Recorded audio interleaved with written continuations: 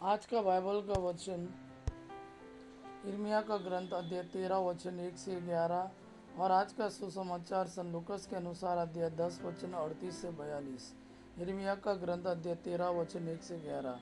प्रभु ने मुझे यह कहा, तुम जाकर छाल्टी की पेटी खरीदो और कमर में बांध लो, किंतु उसे पानी में नहीं डुबाओ। मैंने प्रभु के आदेश अनुसार पेटी खरीद कर कमर में बांध ली। प्रभु ने मुझसे दूसरी बार कहा, तुमने जो पेटी खरीदी उसे कमर में बांध कर तुरंत फरात नदी जाओ और उसे वहाँ किसी चट्टान की दरार में छिपा दो। मैंने प्रभु के आदेश अनुसार फरात जाकर वहाँ पेटी छिपा दी।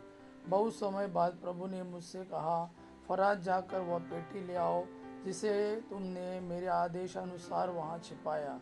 मैंने फरात जाकर उस जगह का पता लगाया जहाँ मैंने पेटी छिपाई थी। मैंने उसे निकाल कर देखा कि वह बिगड़ गई है और किसी काम की नहीं रह गई है। तब प्रभु की वाणी मुझे यह कहते हुए सुनाई पड़ी, प्रभु यह कहता है, मैं इसी प्रकार यूदा और यरूशलेम का गौरव नष्ट हो जाने दूंगा।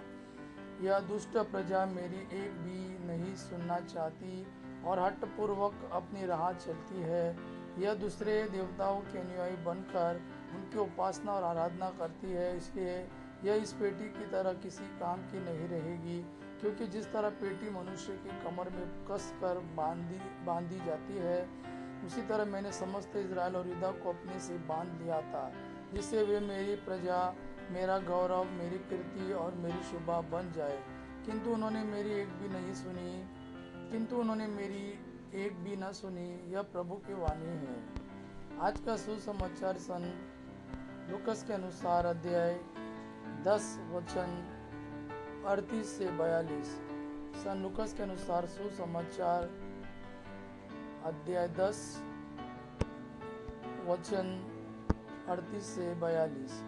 ईसा यात्रा करते करते एक गांव आए और मार्ता नामक महिला ने अपने यहाँ उनका स्वागत किया। उसके मरियम नामक एक बहन थी जो प्रभु के चरणों में बैठकर उनकी शिक्षा सुनती रहती। उसके मरियम नामक एक बहन थी जो प्रभु के चरणों में बैठकर उनकी शिक्षा सुनती रही। परंतु मार्ता सेवा सत्कार के अनेक कार्यों में व्यस्त थी।